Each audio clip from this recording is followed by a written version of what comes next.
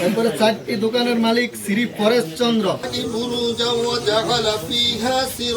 তারপর রৌদ্রের ঘরতাপ, সবাই কষ্ট করতেছেন, আসলে আন্তরিকভাবে দুঃখিত।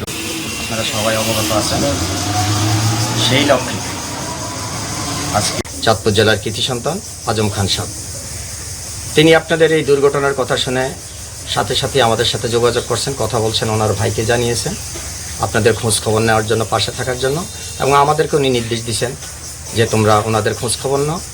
আসলে এই মুহূর্তে অর্থনৈতিকভাবে তো ওনাদের এই ক্ষতি উনি বা আমরা কেউ পূরণ করতে পারবো না।